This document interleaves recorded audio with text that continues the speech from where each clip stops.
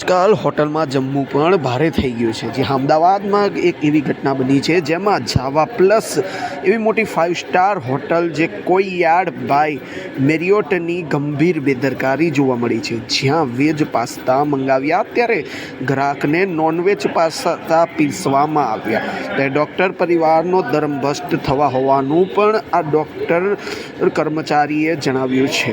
ત્યારે સમગ્ર મુદ્દે હાલ નજીકી પોલીસ સ્ટેશનમાં ફરિયાદ પણ દાખલ કરી છે. ત્યારે હોટલના જવાબદારોએ હાથ પણ અદ્ધર કરી દીધા છે.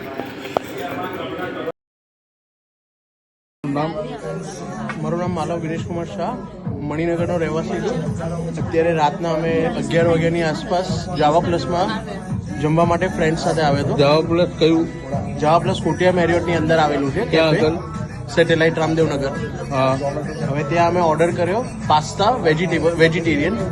હવે વેજીટેરિયનમાં ક્લિયરલી ઓર્ડર સ્પેસિફાઈ કરવામાં આવ્યો છે ઓર્ડર લેનારને કે ભાઈ આપણે વેજીટેરિયન પાસ્તા લેવાના છે મારે. અને જ્યારે ડીશ સર્વ કરવામાં આવી ત્યારે અમે ડીશ ચાલુ કરી ખાવાની. ડીશ વેજીટેરિયન પાસ્તા જે અમને સર્વ કરવામાં આવે એ અમે ખાવાનું ચાલુ કર્યું અને 3 પાસ્તા મેં ખાધા. એના પછી કંઈક ફ્રેન્ચ ફ્રાઈઝ જેવું મને લાગ્યું. એટલે મેં કીધું ભાઈ આ શું છે? એટલે મેં કીધું પાસ્તાની અંદર આવી વસ્તુ ના આવે. અને પછી ખબર પડી કે એકચ્યુઅલ ચિકન હતું. એટલે આ વસ્તુએ મારો ધર્મ ભ્રષ્ટ કરી રહ્યા છે આ લોકો. આવી રીતના વેજ પાસ્તાની અંદર નોનવેજ એ લોકોએ મને સર્વ કર્યું છે. તો આવી બેદરકારી કઈ રીતના ચાલી શકે આટલા મોટા 5 સ્ટાર હોટલની અંદર? તમે કોણ કોણ હતા? હું, મારી વાઈફ હતી અને મારી વાઈફની ફ્રેન્ડ હતી. અમે 3 જણા અહીંયા આગળ અત્યારે બેઠેલા હતા. મનારી વિડીયોમાં તમને શું લાગે? તમને શું લાગ્યું આ ખાયું? આ ખાધા પછી અમારો ધર્મ ભ્રષ્ટ થઈ ગયો છે.